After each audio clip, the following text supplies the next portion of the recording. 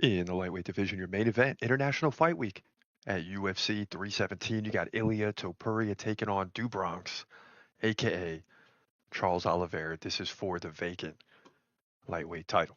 And yes, if you didn't know, Islam vacated the belt to move up to welterweight. So let's do it. Topuria from Georgia, 16 and 0. Oliveira, 35 and 10. Don't let the record fool you. From Brazil. Oliveira, 3 inches taller at 5'10. He's 35. Topuria, 28. Oliveira, 5-inch reach advantage. Both guys stand right-handed. Topuria, 4.7 significant strikes per minute. Oliveira, 3.4. On the ground, Oliveira has a slight edge, but basically both guys get 2 takedowns every 3 rounds. So it's going to be very competitive in all categories. And you would expect Topuria to be fast. You'd expect Oliveira to have power. Excuse me. And when guys come up, it's always interesting to see how that's going to play out. Now, Topuria vacated the featherweight belt, right? He was the champ. He's got a 92% takedown defense, coming off the win over Max Holloway by third round KO. Volkanovski, second round KO. Josh Emmett, decision. Bryce Mitchell, submission. So the guy's just dominating everyone in his way. But this is the lightweight division, right? One of the divisions we all regard as one of the best in the UFC. So can you just walk in and win the belt? That's the question. Oliveira, on the other hand, 56% takedown defense. I don't like that. Coming off the win over Michael Chandler by decision. Okay, and he did it. It was pretty much even in significant strikes, but he did it with 5 takedowns. Lost to Arman Sarukian, split decision. Did not look good there.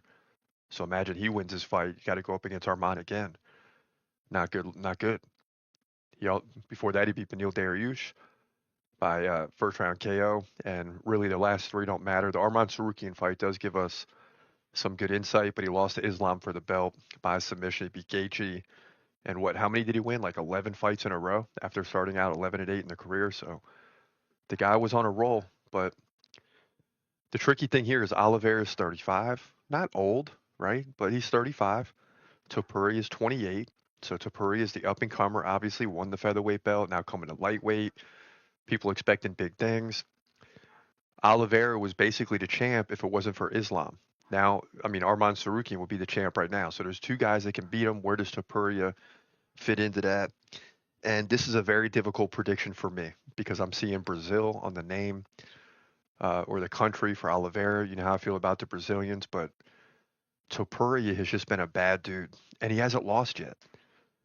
You know, I'd love to see Oliveira win, and it's one of those fights where I might be rooting for Oliveira.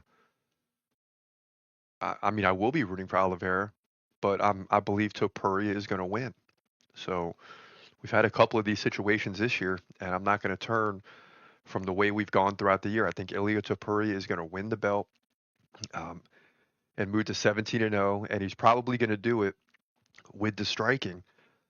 But man, if Oliveira hits you, it's a wrap. And we've seen Oliveira be very close to being finished, and he finds a way to continue going, especially against strikers. So it's going to be interesting. But I like Topuria to get the win. I have no idea how it's going to play out for him to do so. So that's a big question mark. We're going to find out because it's the best division in the UFC. It's a lightweight division at UFC 317.